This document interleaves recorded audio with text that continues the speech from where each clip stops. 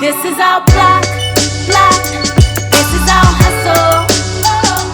This is our block, block. And the way that we struggle, struggle. This is our block, block. This is our hustle.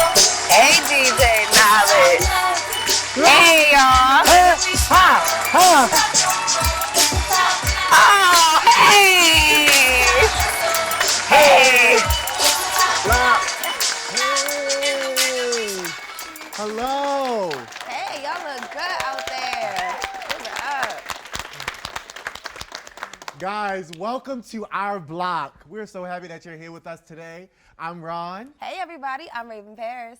and today we're going to talk about a touchy Very topic. touchy. But it's important for our community to speak about it, right? And that is sexual orientation. Sexual orientation. Let's start out with, what are your thoughts on sexual orientation? Are you aware of what sexual orientation is? Because I feel like that's something that we need to probably speak more about, especially like I think with this awareness generation. is important, Raven, because Yeah. a lot of times these types of conversations, they go untalked about Yeah. because it's almost like it's taboo to speak about this kind of stuff. But for teens, young adults, these people This are, is we're real dealing life. with this every Every single day. day and experimenting and going along without even having these conversations. But I think awareness is important and sensitivity, right? Yeah. Because you don't, We are it's- definitely living in a world that's very sensitive. Mm-hmm. And I don't know if we became so sensitive due to so much we're seeing on social media, or just so much that's happening in the world that's causing us to, be more sensitive, but this topic definitely is. Well, I think one of the important things is in the gay, lesbian, and transgender community is that we feel like we have to fight for rights Yep. or to be heard, just as equal as with the Black Lives Matters movement. It's the same thing. So I think that's where the sensitivity come in. And I think one of the things that has to be understood and communicated is even pronouns, right? Yeah. I think that's It's a big lot thing. of it's a lot of names, so I think that's the first thing that we should start out by, just speaking on what those are Yeah. and how to identify. Yes, and so I think one of the things is, so there is queer. Once we say it, let's explain, because Okay, sure. queer, what is that definition? It's almost as if like you're inquisitive. You're gay, but you Okay. consider yourself as queer, right? And then there is bisexual, meaning you like guys Men and and women. girls, or there is lesbianism, you like just the Women who women. like women. Transgendered could either go both ways. So either you're trans, you feel like you more identify with a male and you are born a female, Yep. or you feel like you identify more as a female But and you you were were born a male. male. And so I think those different things are important, and even the pronouns in which you use when you identify those Yeah. people or people. And so it's like he, she, I was about to say, them, they. And I think it's important to ask questions. When you're talking to somebody in the community, one of the things is ask them how would they like want to be be identified. I've learned that, because you Because- don't want to assume. Exactly. So when you Yeah. assume, it becomes like, oh my God, like, you know what I mean? So ask the question. No one's Yeah. going to be offended by your question. Actually, they will respect you more if you say, how would you like How to be would you identified? like to be identified? And they'll say, he, she, they. And I think, and just to break it up, a guy who, a person who wants to be identified as he is a person who feels like they identify more with their masculine or their masculinity, right? Okay.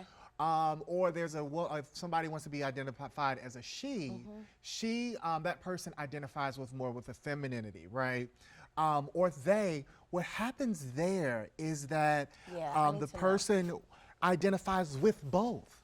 Okay. They're both male or they're both masculine and feminine. And you see me stepping away from the gender words male Yeah. and female Yeah, because it's more about masculinity and femininity. feel. It's about those traits and not necessarily the labels of man and woman, right? And you don't identify that with just the way that you look. It's more so how you feel. So, for example, Raven, I mean, yeah. So if you said you look like a woman all the way from head to toe, but you say I identify as he, I'm still gonna say he would like to be called him. Yeah. You know what I mean? How do you like to identify yourself? Oh, I identify as he. Okay. Yeah. So. Okay.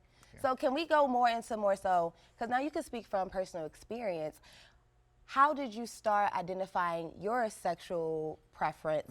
What age was that? What did that look like? What was that journey like for you? Sexual DNA or sexual orientation is a combination of a person's experiences, right? How they were raised and what environments that they were raised, what they experienced as they were coming up, what is their first sexual interaction. All of that is important. And sometimes people experience sexual interactions first from, and I'm so sorry to say this, but being by raped or molested or things of that nature. I know, just to share a little bit of my story, my first sexual experience was me being touched by a pastor. And so that went into a whole thing. So you think you go to a place where you're safe and then that safety is violated, right? But it grew, and then I think that's a part of my sexual DNA. But then I began to have the conversations with my mom and with my family, and just being able to say, this is what I'm going through, this is what's happening, this is what I feel. And I think it's important for parents out in the audience today to have those types of open conversations. Without judgment, without placing your feelings or thoughts onto your kids. So I think that's very important. And just to release that too, because I know that's so heavy. But we have some parents. Yes. out Do we here. have a parent in the audience who would like to open up? like to come? You, come up. Share with us. Hey, how are you? Hi, how are you? Welcome to our vlog. Nice to meet you. So what question do you have for us today? I don't really Or have statement or anything would you like to add? I was going to say, mine is more so, I'm a mother of 5 kids, 4 boys and 1 girl. You look great. Thank Yes, hello. you. For us, their preference is their preference. We support our children no matter what. I think society puts enough pressure on kids to be, especially black children, athletes and all these other things. I feel like kids should be their own selves, their true selves, no matter what their sexual orientation is. I see too many kids out here trying to commit suicide, That's good. and I feel like everybody needs a home, someone to love. So for me, their sexual orientation is the last thing I'm worried about. I'm more worried about what's going on in these streets, these drugs and rapes and all this other stuff. So Yes. And I think, yes, that's amazing. I think you make a great point because there are a lot of horror stories of a lot of young kids when they tell their parents that this is what their preference is. Their parents literally kick them out of their houses, right? Absolutely. And these children now have to go and fend for themselves, and where the community create houses and mothers so take care of the people, of the children who were kicked out of their houses. So I think that's a great thing that you actually support your kids and be able to talk to them. Like, how do you feel about just you told me that it doesn't really matter to you, but if your child came to you, how would you feel like the conversation would go? My youngest child is 11, so we've had those conversations. It's in elementary schools. So when he came to me and I said, listen, you don't judge people by what they do in their bedroom. What they do in their bedroom is their own business. You judge them off of how they treat you. Yeah. I could care less. I don't want you in my bedroom, so I'm not going to be in your bedroom. Yeah.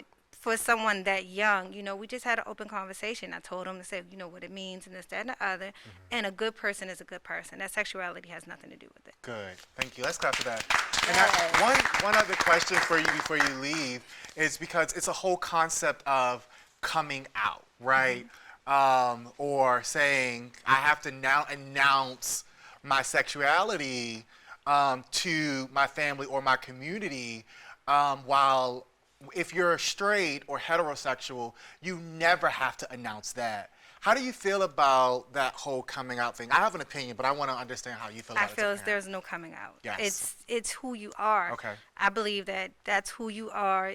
If I'm not celebrating going to bed with my husband, why should you have to celebrate going to bed with whoever your partner is? Yeah. So it's no coming out. It's who you are. I don't have to define when you look at me, you just see a person or you may see a female, but I don't have to tell you who I am. You know what I'm saying? So for any person, that's how it should always be. Thanks, Mom. Having more parents like that is makes what the we need. world go around. Yeah, right? it makes a difference. And the question that you asked her was amazing. But I want to, you spoke on two different points that really stuck out to me. You spoke on the housing of when, kids get kicked out of their house once their parents aren't agreeing with that.